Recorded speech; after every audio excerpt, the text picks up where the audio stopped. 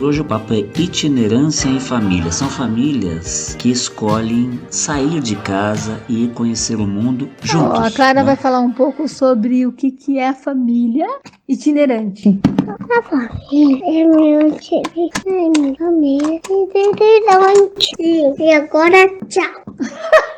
Oh, meu Deus, mais um podcast.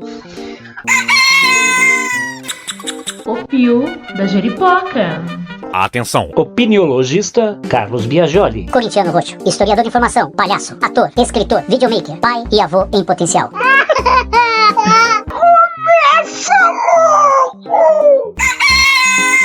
O Pio da Jeripoca. Bom dia! Eu vim dizer que a tua companhia me traz felicidade e muita alegria. Hoje nós começamos o nosso podcast falando novamente de família. Não, é apenas uma coincidência o fato de eu ser canceriano. Mas nós fizemos já um episódio anterior, colocamos aqui em foco uma família de duas mulheres casadas juridicamente, com filhas, registradas direitinho.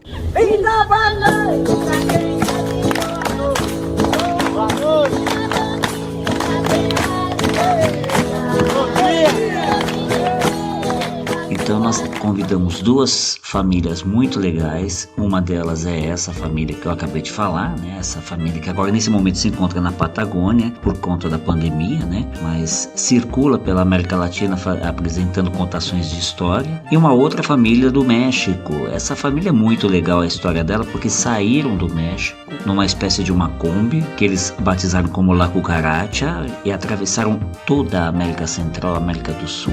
Pai, mãe, 5 filhos, a nora e o cachorro, e deram uma estacionada por um tempo lá em casa para uma troca artística que foi muito legal. E vamos também aqui compartilhar a experiência da minha família, que também tem essa característica de trabalhar junto, né? De produzir o ganha-pão todos juntos, dentro e fora de cena. Companhia te traz felicidade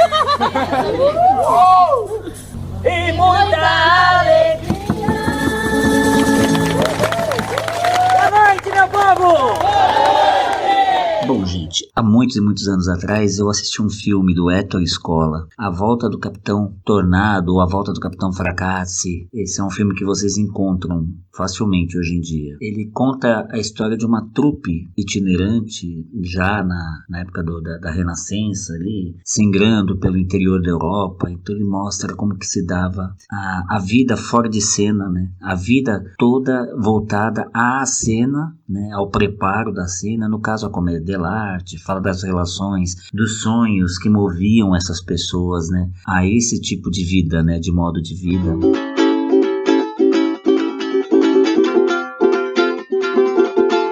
Aí na escola de teatro fui estudar um pouco sobre como que foi a história na Alta Idade Média, quando a igreja proibiu assim terminantemente o exercício da arte, porque eles entendiam que só Deus cria. Então o artista estaria em pecado ao querer se comparar à divindade no ato de criar. Então fechou as cancelas mesmo, como sempre acontece desde sempre na história dessa humanidade. Tudo que se proíbe se desenvolve com mais potência, né? E para os dois lados, né? Pro lado da luz e pro lado das trevas também. Enfim, nessa época da Alta Idade Média, o que aconteceu é que muitas trupes surgiram, porque as pessoas que nascem para fazer tal coisa farão. Não adianta, né? Se aquilo tá na alma das pessoas, aquilo vai vir à tona, vai aflorar, que nem brotar flores no asfalto, entendeu? Vai encontrar uma brecha lá e vai buscar a luz e vai trazer alguma beleza, vai trazer alguma coisa, porque é a função da arte, é essa, né? É expressar a cultura que está sendo produzida naquela etapa histórica, etc e tal.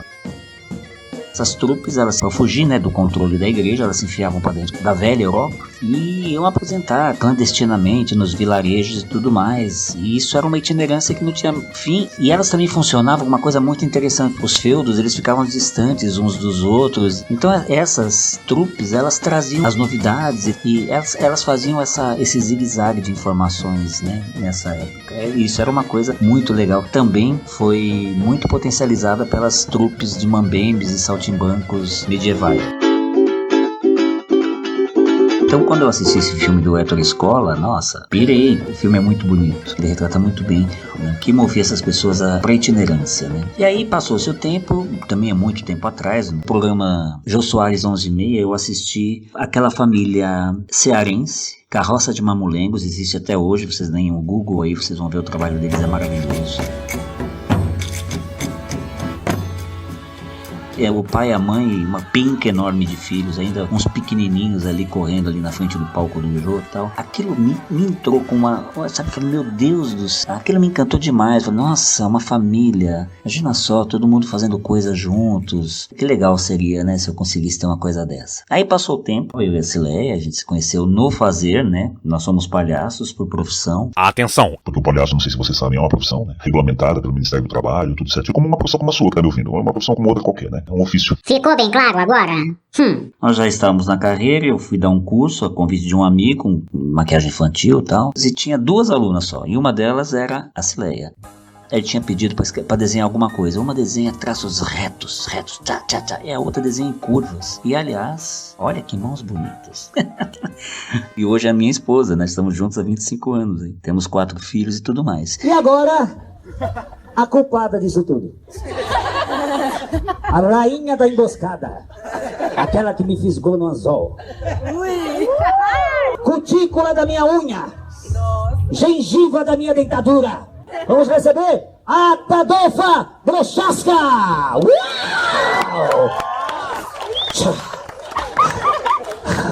Outro dia ela foi fazer isso, ela deu uma canelada na testa. E a gente se casou em 98 e falou, vamos fazer o quê? Vamos animar uma festinha de aniversário. Então vamos fazer um roteiro com sketches cômicas. E esse roteiro acabou virando um espetáculo que a gente montou. E isso foi em 2000, mais ou menos. A gente casou em 98, 2000 a gente começou a circular, onde nos contratavam, né? E aí começamos a ter os filhos. A Júlia nasceu em 98, depois em 2001 nasceu a Laura, né? Aí em 2004 veio o Davi, né? E em 2007 a gente foi convidado para um festival em Angra dos Reis, onde a Júlia entrou no espetáculo. Em 2008, nós colocamos os outros 2, né? Pra vocês terem uma ideia, com 4 aninhos, a Júlia já empurrava o nosso malão, que tava com tudo dentro. Ela empurrava, colocava no ponto cênico, abria, começava a tirar as coisas. E a irmã, que era pequenininha, sentava e ficava no meio do palco, de bracinho cruzado, só olhando, assim, já em cena, né? O Davi, a função dele era tirar da plateia.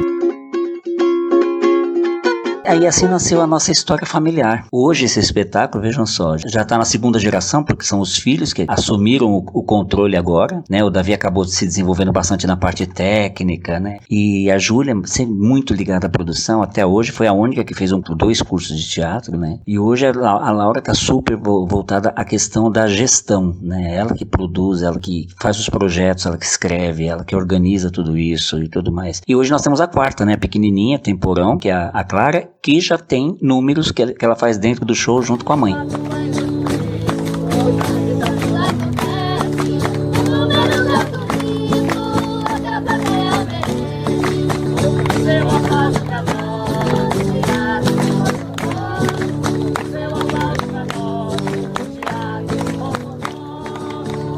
Então essa basicamente é a história da trajetória dessa nossa família de Mambembes, o Teatro de Rococós, que é o nome do nosso grupo, que já está com... a idade da Júlia, né? Já está com 22 anos de trajetória profissional aí. Somos um grupo de saltimbancos urbanos, contemporâneos e no sistema de gestão familiar, né? Ou seja, todos participam de tudo dentro e fora de cena, como eu estudei a história dos saltimbancos e tudo mais.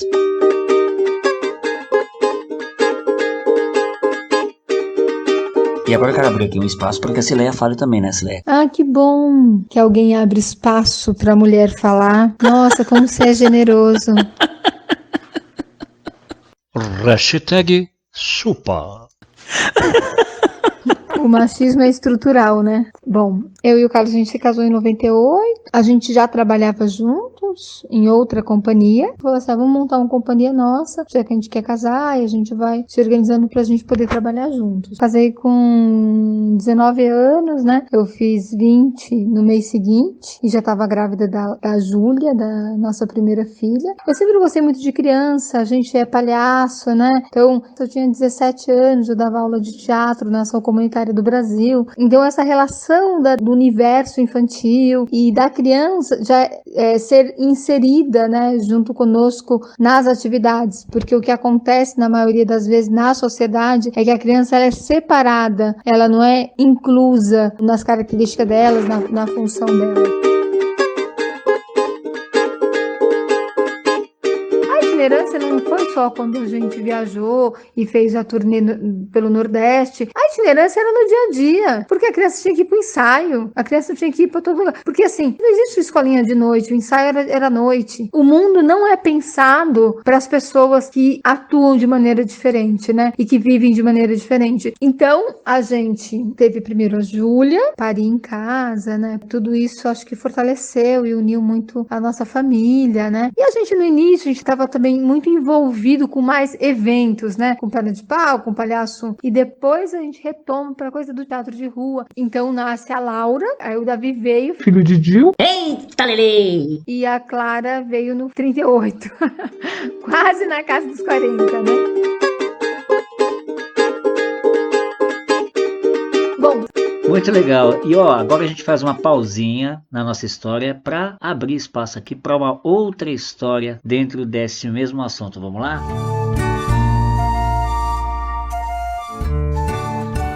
Trilhar histórias!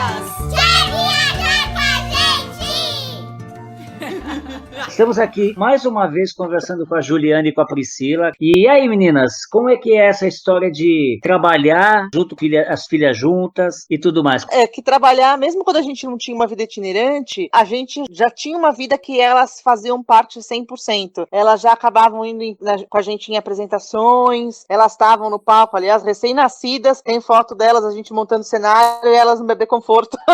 Esperando o palco ter montado. É. Então, isso não mudou muito com a vida itinerante. Continuou assim igual. O que mudou sim é que conforme elas foram crescendo, essa participação delas acabou sendo mais ativa, né? Dentro das apresentações, da companhia, e também elas não precisavam de alguém tomando conta do lado de fora, coisa que quando eram bem pequenininhas precisava sempre ter alguém de olho nelas, né? A gente tem uma companhia de teatro e de contação de histórias, se chama Conto Encantos. Ela existe desde 2005, contar histórias e fazer teatro também muito baseado nas narrativas. Mas a gente se voltou muito, inicialmente, para o trabalho com crianças. Então, desses 15 anos, 14, a gente desenvolveu os trabalhos com a sede em São Paulo, mas a gente sempre viajou muito, porque uma das pesquisas que a gente gosta muito de fazer é justamente ouvir as narrativas populares em diversas regiões. Então a gente fez um trabalho, por exemplo, na Amazônia, que a gente ficou 2 meses, a gente percorreu de Manaus até Belém, parando em várias cidades ribeirinhas, escutando os contos, as narrativas populares. Dormindo na casa das pessoas mesmo, da comunidade. Foram 2 meses de vida nas comunidades ribeirinhas e descendo de barco também, fazendo esse percurso de barco. E aí com isso a gente fez um espetáculo, que foi a Amazônia Dentro, e narrações de histórias, e bate-papos, e a gente tinha ideia de lançar um livro, mas a gente nunca conseguiu sentar para reunir esse material que a gente tem da pesquisa para fazer o livro com as histórias que a gente recolheu nas comunidades, né? Foi um grande, acho que divisor de águas no trabalho da companhia. Na época da Amazônia Dentro, as meninas ainda não tinham nascido. Quando a gente foi fazer o outro trabalho de pesquisa, que foi grande também, as meninas tinham cerca de 2 anos, e aí eu fui viver numa comunidade de pescadores na costa da Lagoa, Florianópolis. Aí eu fui sozinha viver um tempo lá, e depois a Pri foi com as crianças e ficou mais um tempo comigo. Mas naquele momento, não conseguia imaginar essa possibilidade. Quem tem gêmeas de 3 anos deve imaginar. Era muita demanda de atenção, de cuidado. Então, eu não conseguia imaginar como seria conciliar tudo isso com as meninas tão pequenas. Tanto que depois eu fui com as crianças e eu não senti muito como realizar esse trabalho, encontrar as pessoas, até porque eu já tinha ficado quase 1 mês lá, já tinha estabelecido vínculos, enfim, ela tinha tido esse tempo mais alargado para fazer realmente a pesquisa.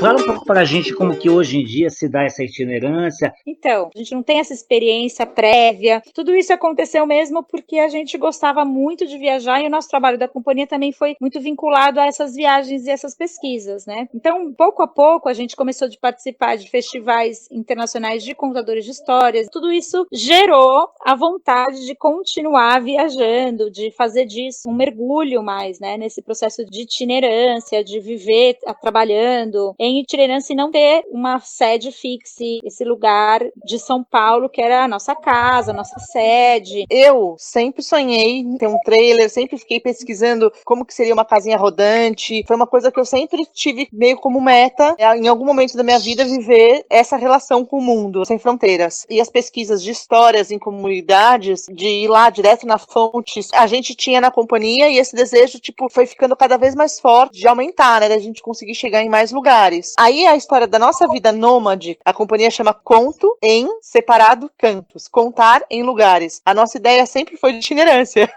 sempre foi de ir aos lugares, né? Mas como que surgiu essa ideia da vida nômade? Brasil acima de tudo, Deus acima de todos.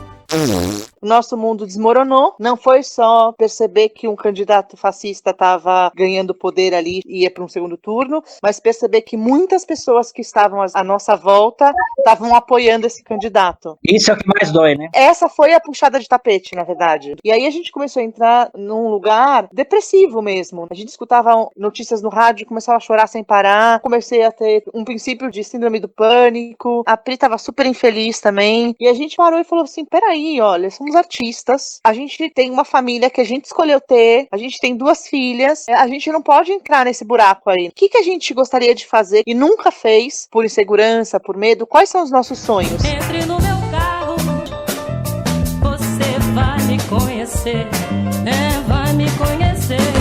Daí a gente começou a conversar sobre o que cada uma gostava de fazer. E a gente falou, nossa, o que a gente mais ama fazer é viajar, é ir de encontro às pessoas. Bem, se é isso que a gente ama fazer, vamos vender tudo que a gente tem, vamos alugar nossa casa e vamos viver num carro.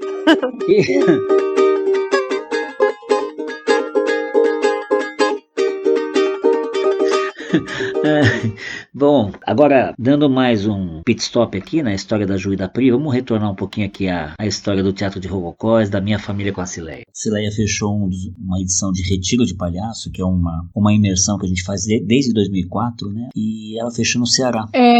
O Leosmi, que é padrinho da Clara, emprestou uma Meriva pra gente ir. Então a gente foi com os 3 filhos. Ela é muito bonito ver o senso de responsabilidade de cada um, sabe? Então eu e o Carlos, a gente dividiu o volante da seguinte maneira: ele dirigia de dia e eu dirigia à noite. E os filhos faziam uma escala para quem ia ficar no banco da frente para manter o motorista acordado. E nós tínhamos 2 dias para chegar lá. A gente tinha um GPS daqueles que não eram de celular, né? Fomos lá para Fernão Dias e ali começou a nossa história, né? E a gente foi em 2 dias, nós tínhamos o prazo de 2 dias para chegar no Ceará e começar o curso. E foi muito legal, a gente saiu aqui numa segunda às 10 da manhã e ia chegar lá às 7 da manhã, que chegando de num buraco, o pneu por hoje, tive que esperar um pouquinho, mas chegamos na quarta-feira, assim, por volta das 11h30, meio-dia. As meninas pé com pé, né, pra dormir no banco de trás, e o Davi, tão pequenininho que ele era, num travesseiro atrás do banco do motorista.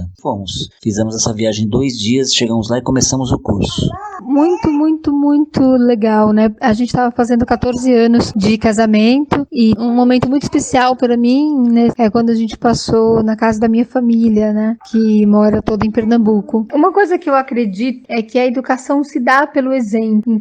Tem um vídeo do Sesc chamado O Tamanho que o Planeta É. A organizadora da Casa Redonda, né, que é um instituto educacional, ela fala da crise de horizonte, né, que ela morava na praia e aí bastava ela descer no mar e olhar aquela imensidão que o processo do ar dela mudava, né. Então eu acredito que o espaço, o ambiente ensine, né, eduque. Então assim, quanto mais referência você dá para a criança, quanto mais referência você tem, mais você consegue ampliar o horizonte da sua visão. Uma pessoa que é criada numa comunidade, que é sempre as mesmas pessoas, que acontece sempre as mesmas coisas, mais. Isso limita, isso fecha. A itinerância, ela proporciona um encontro com essa diversidade, com a diversidade cultural, com a diversidade climática, geográfica. Não existe o aprendizado da sala de aula, existe o aprendizado na ação, na experiência, no encontro. Tivemos algumas apresentações ali, participamos da mostra do Sesc Cariri, no interiorzão, que foi uma experiência maravilhosa. Nós fomos numa praça, montou a nossa carroça, nós temos uma carroça cênica, né? Montamos a carroça no centro da praça. Gente, para resumir, a gente acabou ficando em cima da carroça, que é um quadradinho de, acho que um metro quadrado, sabe? De tanta gente, a muvuca foi tão grande, coisa de interiorzão mesmo, foi uma apresentação deliciosa, mas eu que tenho princípio de claustrofobia, nunca mesmo me esqueci.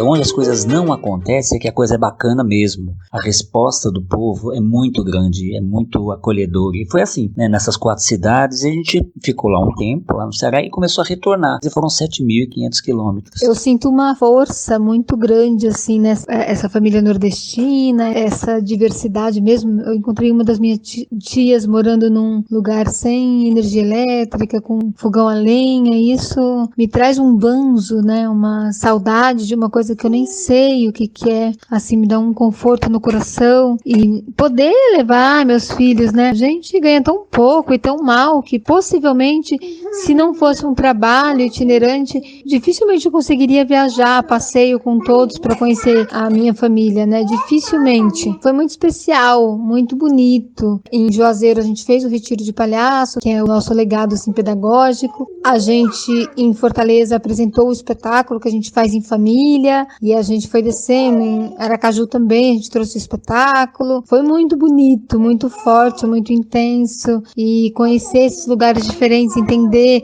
em que estados que a gente estava, e também tinha saudade de casa, né, de chegar, né. Então tem esse prazer da ida e o prazer da volta, e a gente voltou pelas praias, né, a gente foi pelo meio do país e desceu pelas praias. E assim tem sido, a gente tem circulado, sempre. No Rio de Janeiro aconteceu uma coisa muito chata, deu um motivo para isso, claro. Nós tivemos muito problemas com a questão de autorização, né, para não ser considerado trabalho infantil. Nossa, conseguimos todas as autorizações, uma trabalheira muito maior do que o cachê. São coisas que a gente vai vivendo, né, nesse fazer, né, nessa itinerância, nesse trabalho, nessa gestão do nosso trabalho artístico em família.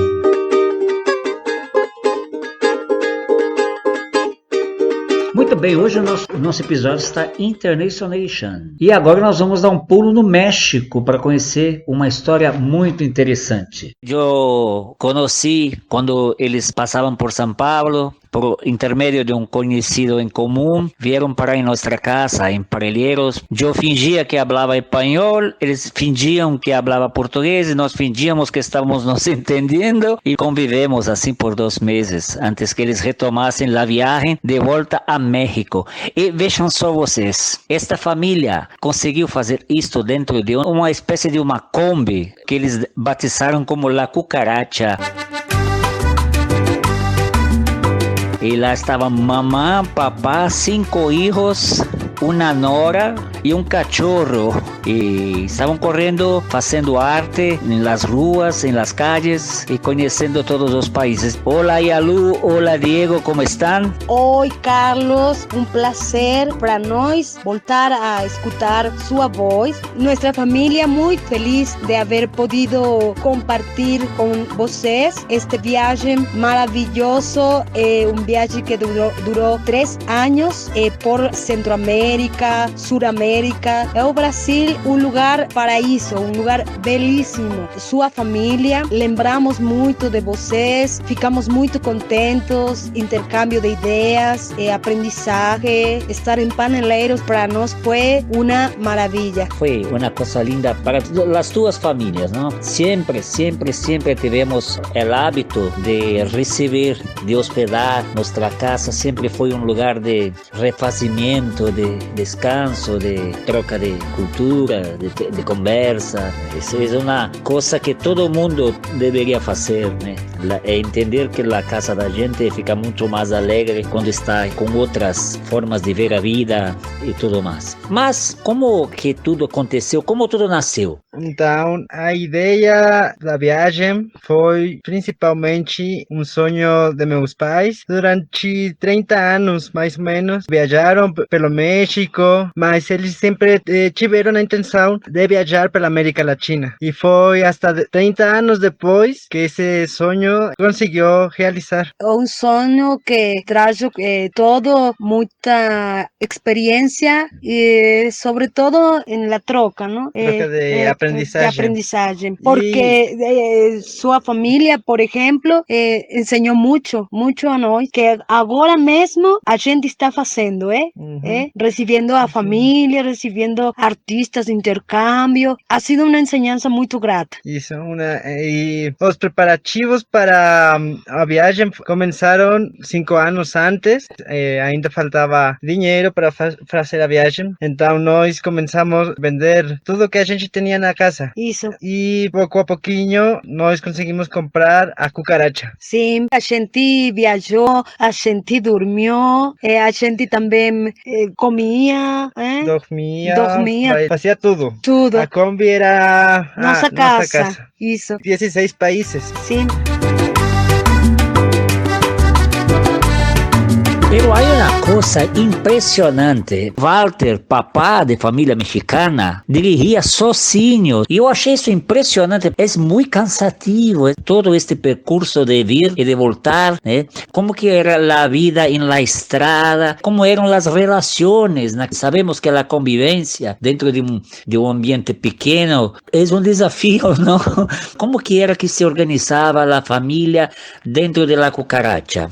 É uma loucura. Agora eu veo isso, mas nesse momento a gente estava louca de emoção, cumprir um sonho. Certamente Walter, meu companheiro, fez o viagem sozinho a volante. Foi muito cansativo para ele, assim que a gente tinha que fazer paradas, a vezes de um dia, 2 dias, uma semana, para poder renovar as forças, porque meus filhos não podiam dirigir e ninguém podia ajudar ele, mas afortunadamente a gente pôde fazer relações com outras organizações, amigos, conhecidos, e a gente foi fazendo paradas para poder descansar. Em seu caso, por exemplo, não? 2 semanas íamos ficar com vocês e depois 2 meses ficamos. Então... Mas eu quero aclarar que foi porque a gente amava profundamente a vocês. Já não queríamos irnos. E para eles é muito bom. Muito bom. Agora,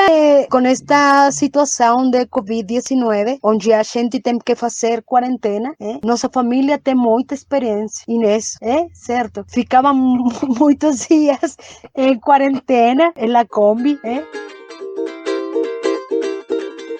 Há sobretudo essa parte que você fala, que é a convivência com uma família muito grande. A relação humana. É isso. É um lugar muito pequeno, certo? Muito complicado, certo? Porque, ademais, é um pouco difícil quando a gente não está em seu país. As costumes, as tradições, a situação da convivência diária. Mas a gente tinha um propósito em comum, que era fazer uma recopilação de teatro de rua na América Latina. E de circo. Então, isso mantinha unida a família. Sim, tínhamos problemas, mas sempre tínhamos um propósito juntos. Sim, e o importante aqui sempre foi a solidariedade, a conversa e o amor. A gente haja isso, certo?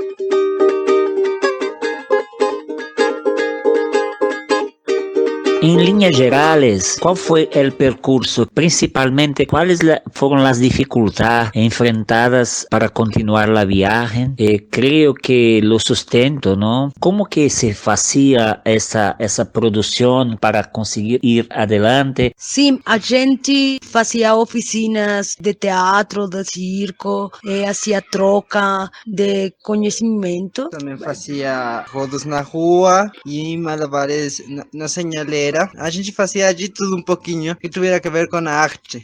Sim, também recebimos alguns recursos da família e também na viagem muitas pessoas fizeram doações à família, sobretudo de hospedagem, comida e é isso. A viagem saiu de México, da Ciudad de México e depois fomos pelo sul do México e daí a gente começou a descer pela Guatemala, El Salvador, Honduras, depois Nicarágua, Costa Rica, Panamá. Cruzamos a Colômbia, Equador, Peru, Chile, Argentina, Uruguai, depois Brasil e Bolívia. E depois a gente retornou pelo Peru, Equador, Colômbia, o Panamá. Essa última jornada foi muito engraçada. A volta a México foi em 5 dias. De Panamá a México. Foi muito engraçado.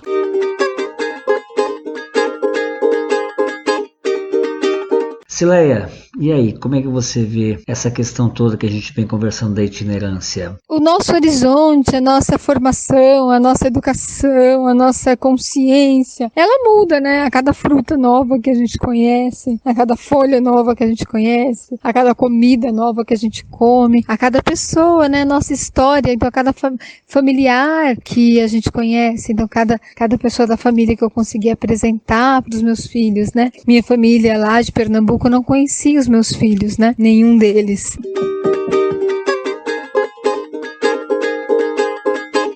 A questão de eu e a Cileia ter que revezar no volante, né? Era uma coisa muito louca, porque assim, aí já começou a rolar uns carinhos, né? Por exemplo, eu percebi que ela tava lá dormindo com as crianças abraçadas e falei assim, eu vou fazer um mimo pra ela, vai.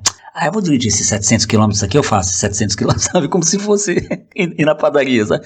Ela dorme mais um pouquinho, depois eu descanso e tal, né? Temos que administrar tudo que acontece entre nós em movimento, em lugares diferentes, sabe? Essas coisas que tem que ser planejadas o tempo todo durante a viagem, né? Porque tinha uma verba destinada pra isso, a gente nunca foi rico, né? De ter dinheiro à vontade, né? Mas ok, bora de volta pra Patagônia?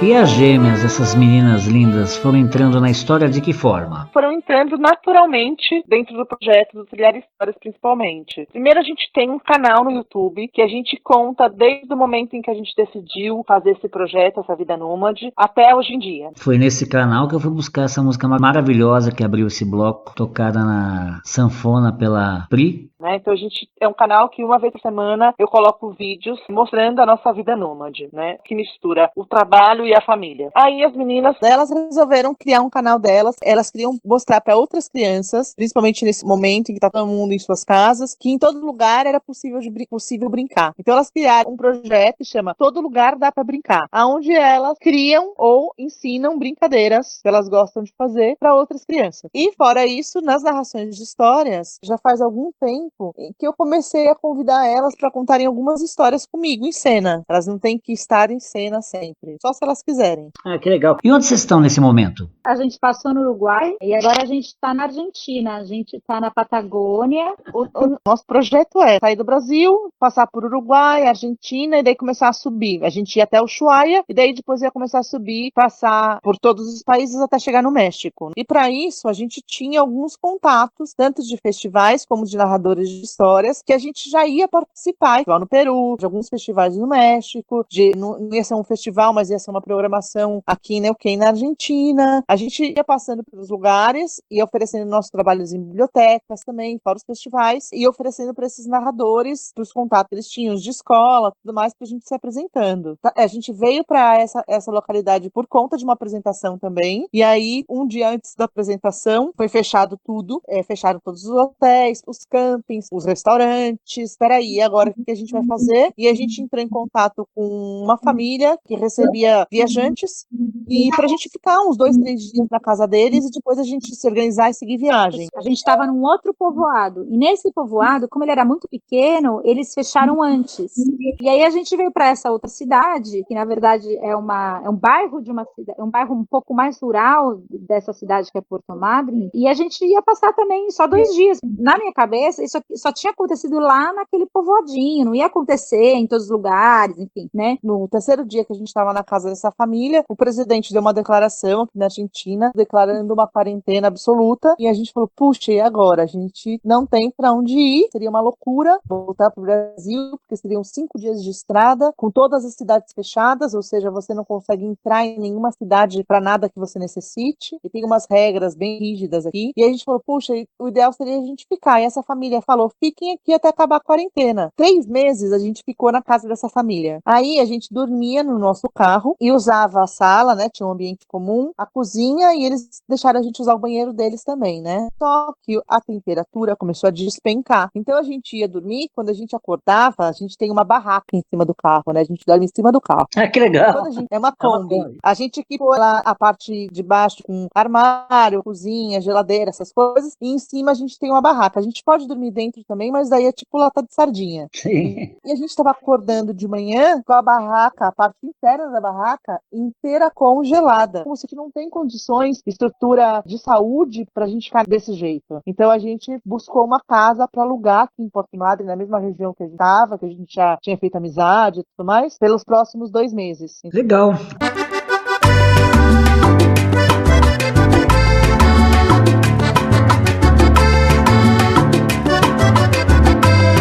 La viagem com certeza trouxe inúmeras, centenas de surpresas, não? Como foi, por exemplo, aquela passagem que Sebastián precisou de atendimento médico em Canal de Panamá? Fue muy complicado, ¿sabes? Cuando a gente pasó por Canal de Darien, que es entre Panamá y Colombia, a gente tuvo que pasar separada. Mi compañero Walter, mis filos Emiliano y Sebastián fueron primero en avioneta, porque la combi pasó por un ferry. Sim, uma balsa. Y había que recogerla en Cartagena. El resto de nós pasamos una semana después. Y a gente quedó varada en una isla Cuna, porque no había transporte, era muy caro para nós, y a gente tuvo que esperar varios días incomunicados.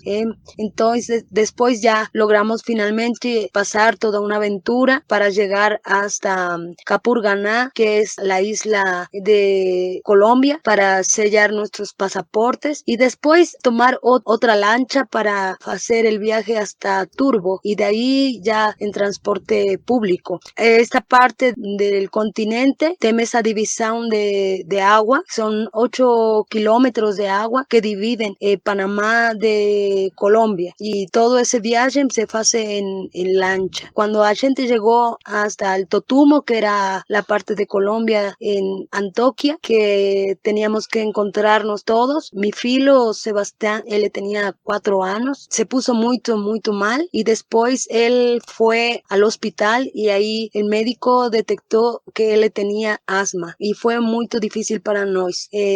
Un segundo brote de asma él tuvo en Perú, y después en Chile, en Santiago de Chile, él estuvo hospitalizado 1 semana. Entonces fue muy complicado porque la gente no conoce la manera de proceder de la medicina, los médicos, los hospitales. Afortunadamente, nuestro hijo, nuestro filo Sebastián, no voltó nuevamente con las crisis hasta Porto Alegre, pero ahí fue muy sencillo, ahí no hubo más complicaciones. Y también, Diego y Alu, ¿cómo que se dio en 3 años a la cuestión de educación de los niños? Ellos tuvieron que dejar la escuela cuando fuimos de viaje. Ellos estuvieron estudiando con nosotros de manera libre, autónoma, educación más vívida y más en casa, más nuestra morada, porque ellos tenían más libertad para hacer sus estudios de otro modo, ¿sabe? Entonces, cuando terminó el viaje de 3 años, cuando nos retornamos a México, nuestros hijos fue muy complicado que ellos pudieran adaptarse a la educación formal. Entonces, padres porque ellos no hallaron la manera de integrarse a la forma en la que las escuelas tienen fundamentada la educación. Ellos no podían permanecer en un salón de clase con más compañeros. Entonces a gente halló que la mejor manera para ellos era continuar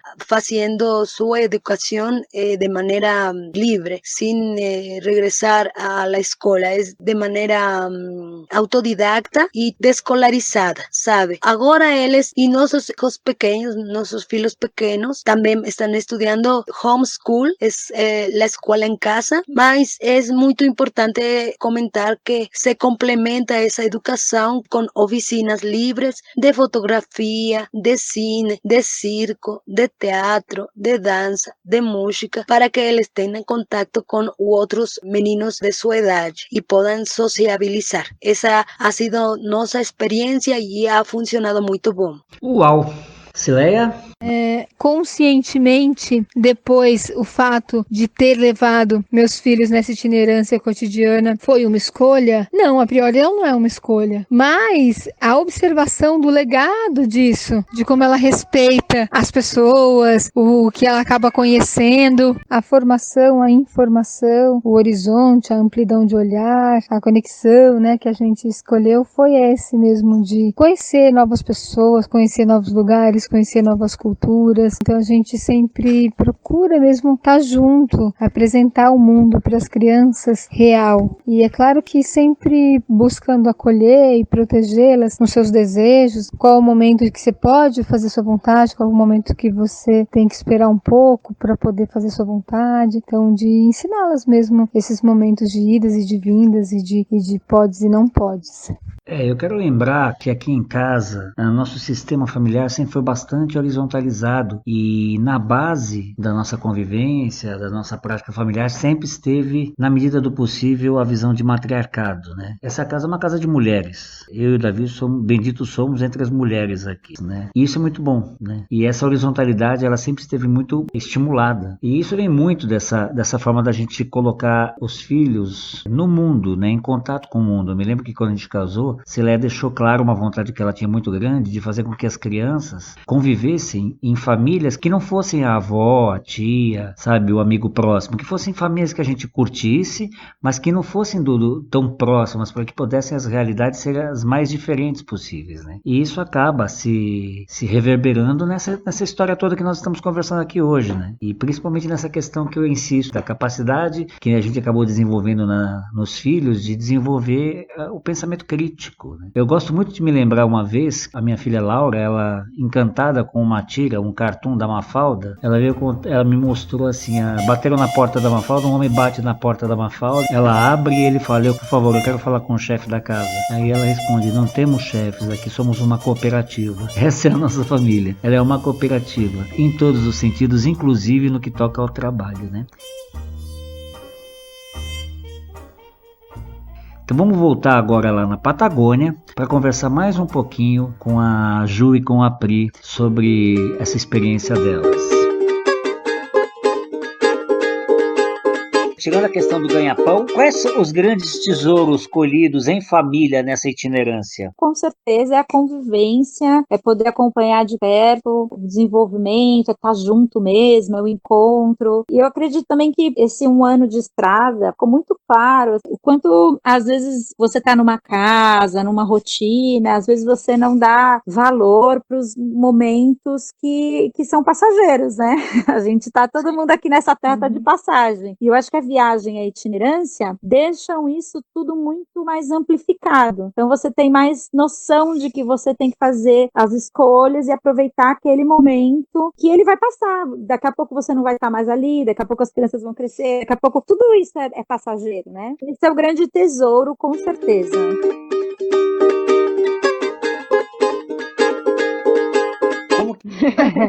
A questão da saúde, por exemplo, o fato de estar itinerante deixa a gente um pouco mais vulnerável, né? Porque a gente não está no nosso país, não que o nosso país seja um grande exemplo. Né? Eu acho que a gente se sente mais vulnerável. Eu não acho que a gente esteja mais vulnerável, eu acho que a gente se sente. A gente, outras culturas. Em São Paulo a gente tinha um plano de saúde, então a gente se sentia mais amparado, mas isso não quer dizer nada, na verdade. A questão de saúde, você vai procurar o profissional independente do lugar que você tiver. Se acontecer alguma coisa aqui, a gente vai atrás de um hospital público aqui para resolver, né? A gente já não tinha esse hábito de frequentar hospitais. Não, a gente sempre tratou elas com antroposofia e com tipos de medicamentos mais naturais, né? Homeopáticos. Então eu me sinto segura com elas, assim, nesse sentido. Agora, em relação à educação, elas estão tendo oportunidade que elas paradas no mesmo lugar jamais teriam, né? Elas falam espanhol hoje em dia muito bem, talvez melhor do que a gente. Fluentemente. Porque... A criança aprende com muita facilidade, né? Muita facilidade. É impressionante. Algumas matérias que a gente achava que eram fundamentais delas terem, elas têm. Mais formalmente, por exemplo. Eu não me sentia capaz de dar aula de matemática. Primeiro porque eu odeio matemática.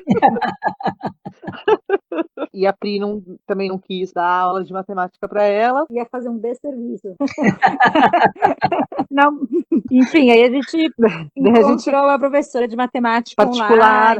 Meu, elas aprendem muitas coisas. É como a gente também. Justamente quando a gente não está assim, fazendo uma viagem turística, a gente está vivendo em itinerância, a gente aprende muito sobre as histórias dos lugares, sobre geografia. Não, geografia e história é na vida. É na vida, sobre em museu. Ciência, sobre contato com a natureza. Então, assim, a gente sente que os aprendizados, eles estão acontecendo de uma maneira muito integrada com a vida. E isso é muito maravilhoso. Isso é muito maravilhoso. É mágico, porque você vê que realmente, quando o aprendizado ele está na sua vida, ele faz parte da sua vida, ele acontece de forma muito prazerosa, para elas e para a gente. A gente também aprende muito, né? A gente aprender sobre biomas, aprender sobre animais, aprender sobre geografia. A gente tem aprendido muito na viagem. Então, e elas muito também, né? A gente vai aprendendo junto, assim. Enfim, elas escrevem cartas. Mandam carta para os amigos. Agora estão escrevendo um livro. Está sendo um aprendizado muito orgânico, assim. A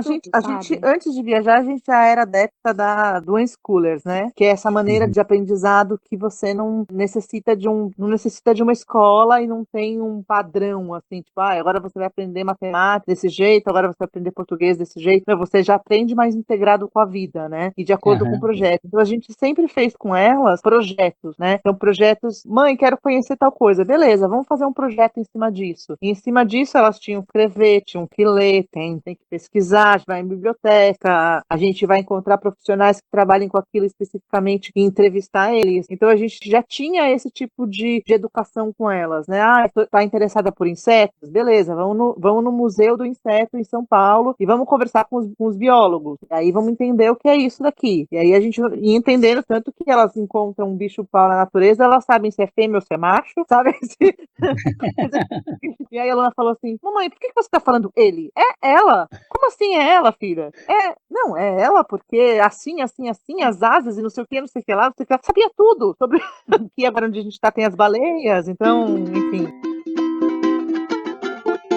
Conta pra gente alguma coisa muito legal, muito pitoresca que vocês guardem assim, com muito carinho. A gente ficou 1 ano arrumando esse carro, fomos em mecânicos, eu fiz aula de mecânica pra entender como que era trocar um pneu, mexer na parte elétrica, mexer na parte mecânica do carro. Enfim, saímos, finalmente colocamos tudo no carro, casa alugada, tudo vendido, já quase sem nada na vida. Vambora, sentido Caldas Novas. A gente andou 200 quilômetros, e aí eu tava com a descidinha na Anhanguera, eu pisei no freio e simplesmente não tinha Ave Maria. Eu devo ter feito uma cara assustadora, porque ela olhou pro lado e falou, o que foi, Ju? Daí eu falei, olha o meu pé. E aí eu pisei de novo no freio e ela viu que o pedal ia até o fundo e voltava como se não tivesse nada, assim. Eu falei, estamos em freio total. Falei, meu Deus, a reduzida. Eu tava em 4ª, passei pra 3ª, forcei a passada pra 2ª, e nisso, a 500 metros tinha um posto de gasolina. Eu entrei no posto de gasolina, achei essa subidinha, o carro foi desacelerando. Aí eu puxei o freio de mão e a gente parou na frente de uma oficina mecânica. Nossa Senhora! desci do carro e falei, acabou, eu não quero mais viajar. Eu botei minha família em risco. Eu não quero mais viajar. A gente vai chamar um guincho, vai pegar o carro, qualquer coisa. Vamos embora pra São Paulo. Não sei o que a gente vai fazer. Botar compra na garagem. E aí, esse episódio tem lá no nosso canal do Trilhar Histórias, chama Desenfreadas, esse episódio. E enfim, e aí no final desse dia, quando a gente tava no lugar que a gente ia dormir, que foi dentro de uma fábrica de açaí que a gente dormiu, a Maia vem com uma filosofia de vida nesse momento que, meu Deus, valeu a pena fazer essa viagem e valeu a pena perder esse freio para escutar o que ela tinha para falar. E o que ela falou?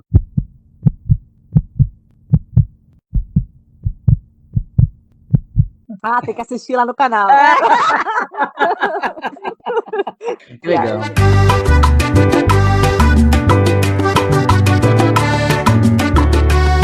Sei que saíram com o propósito de fazer uma pesquisa sobre o teatro de rua em toda a América Latina. Esse era o propósito dessa família desde o começo, né? Eu me lembro que o Walter passava horas e horas e horas no computador escrevendo sobre, enquanto os filhos na nossa casa ensaiavam, né? Eu me lembro da Nora Cecília treinando horas assim, com uma disciplina invejável, né?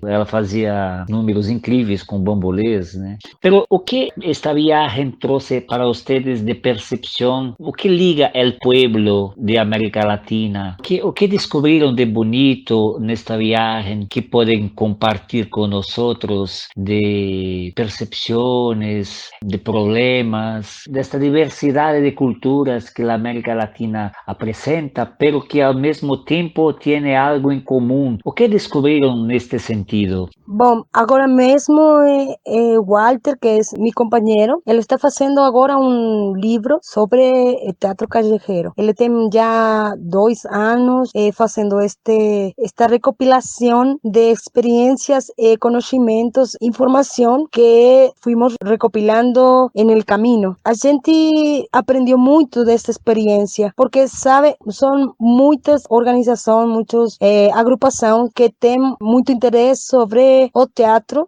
callejero, o teatro de rua, também fazendo circo de rua, e então a gente aprendeu muito. Agora essa informação está sendo escrita pela gente da agrupação com a intenção de mostrar essa experiência, essa criação de redes de outras companhias ou organizações com as quais certamente a gente tem relação através do Facebook, através das redes sociais, fazendo a troca.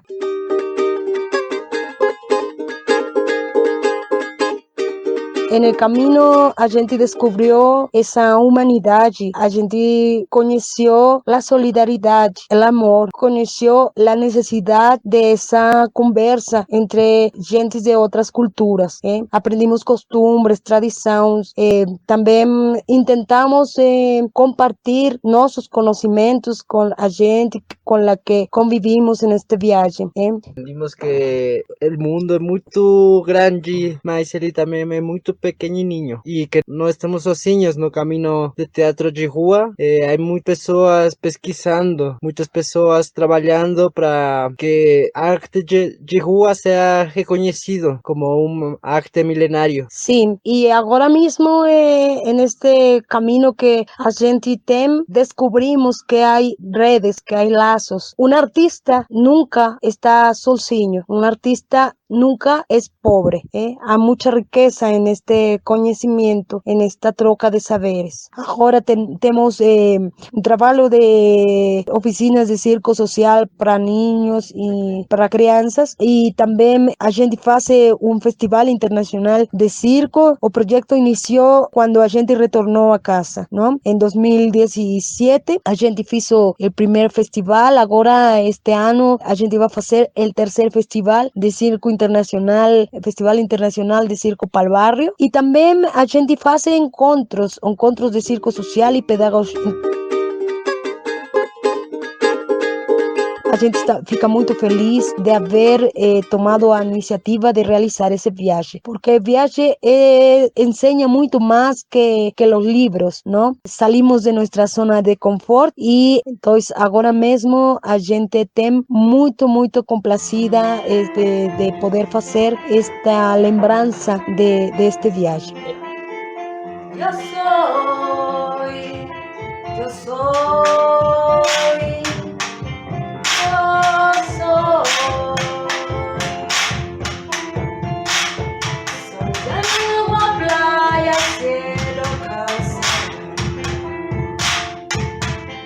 Soy mar Atlántico, viento de amor. Yalu, ¿cómo es voltar para casa después de rodar todo un continente, tantos países, tantas realidades, tanto chão de estrada? ¿Cómo es voltar para casa, no?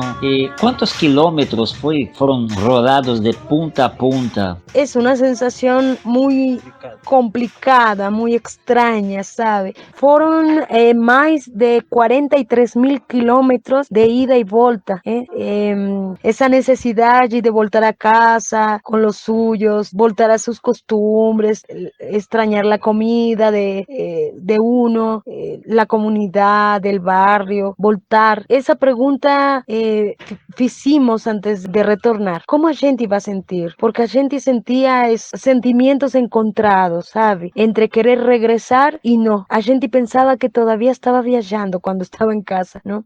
No te acostumbras a estar, sientes que todavía no estás en tu elemento. A gente tem mucha lembrança del viaje y también a gente dice, vou voltar a viajar porque es una experiencia que se queda contigo. Sentimiento encontrado, ese es a palavra. Sí, yo lembro que cuando llegaron a nuestra casa estábamos se considerando exilados, né? La situación en México no era das mejores, pero agora la cosa inverteu, né? Porque México elegeu um governo muito melhor, enquanto em Brasil, pelo amor de Nossa Senhora de Bom Parto, estamos vivendo o pior momento de nossa história. Então, foi uma bênção estar com nós em Brasil, estar em um país com mais um governo mais lúcido, não? Nossa casa é nosso eixo, né? Nosso ponto de partida, nosso ponto de chegada, nossa casa, né?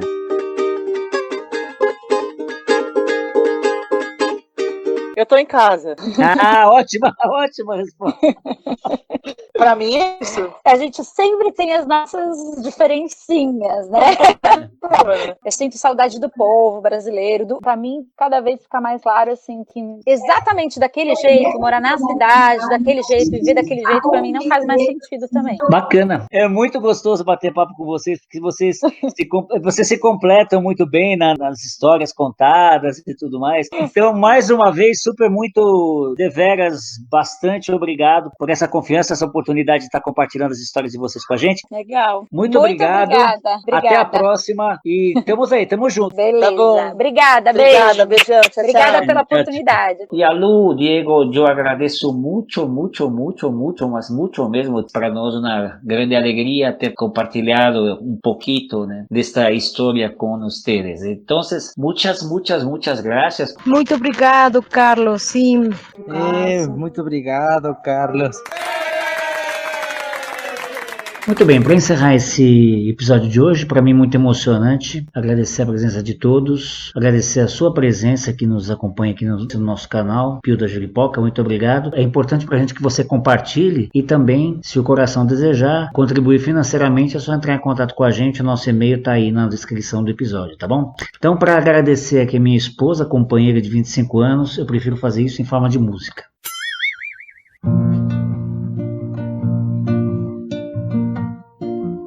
Uma historinha tão minha, eu vou cantar pra você, tão singela e tão bela, porque sei. Um dia uma fada pousou na minha folha de papel, pintando curvas e cores com dedos longos pincel. Com nariz vermelho, uma vontade tão louca de estar perto sorrindo largo e bem grande, me convidou pra plantar um jardim. Eu com ela fui me embrenhar nesse jardim. Nesse jardim descobri 4 lindos buquês de flores que reluziram pra mim dos meus céus, meus amores. Como primeiro a fada me deu tulipã, como segundo margarida, com o terceiro que eu mesmo colhi cravos vermelhos. E no meu outono uma linda rosa ela me deu. Uma historinha tão linda aqui cantei pra você, tão singela e tão bela, ah, porque sei.